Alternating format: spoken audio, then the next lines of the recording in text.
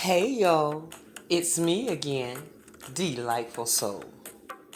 How you guys doing out there? I hope everyone is doing well. Well, here's a story about the Real Housewife of Salt Lake City, Jen Shah. On Monday, July the 11th, she pled guilty to wire fraud charges. Jen Shaw was running a telemarketing scheme for seniors, saying that she would be responsible for overseeing or managing their income as they invested in several areas or entities of her company. Well, come to find out, these people were investing in nothing. What they were investing in had no value.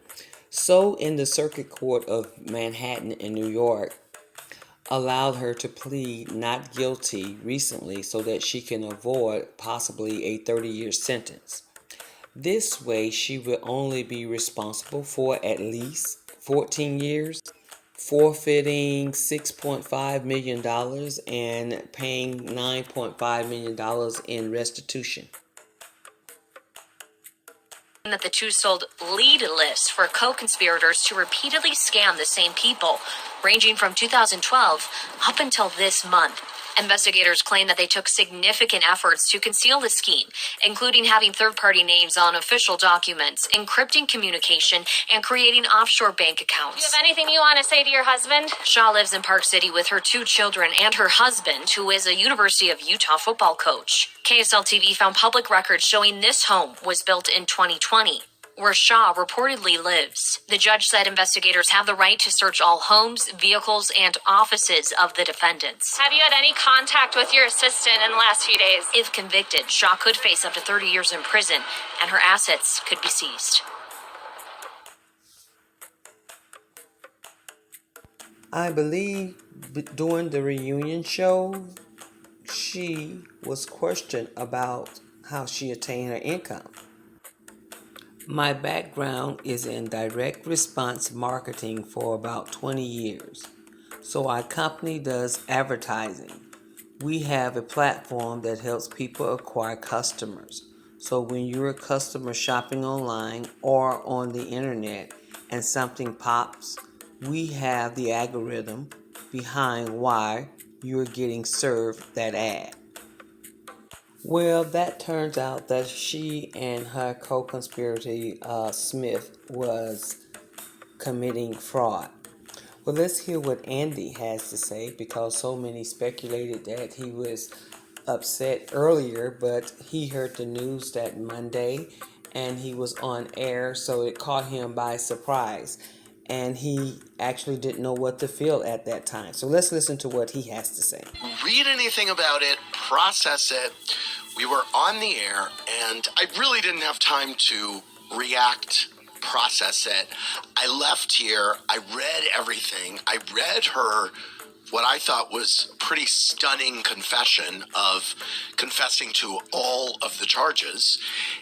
And I had time to process it. Now, yesterday comes out all these articles. Andy Cohen responds to this, and I'm like, I didn't respond to it. I didn't really say anything.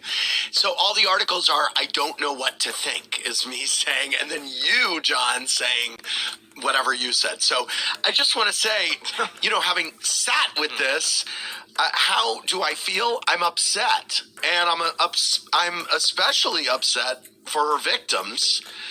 I'm upset that she lied for so long and claimed to me that she was an example of someone being wrongly accused. If you remember sitting there at that reunion, and she was so dogmatic about it that I felt, okay, let this woman have her day in court. I'm extremely upset about what she did. I'm also upset because, frankly, you get to know someone and you get to like them. When you get to have a personal relationship and you work with someone, you get to like them, you want to cheer them on, and you hate to think that they're capable of this behavior. We shot all season with Jen, and I have a lot of questions for her. And I'm sure the audience, especially those who supported her and stood by her does too. And I really hope to get the opportunity to speak with her and to ask those questions. But I'm upset is how I'm doing. So my non-response the other day was me getting this news while we were on the air and frankly not really wanting to talk about it. I wanted to read about it and sit with it. I was going through a lot, and I wasn't proud of, all of the things that I did or how I acted or communicated, but you know what? So there you have it. Jen is not the first housewife to get in trouble with the law, but hopefully she will be the last.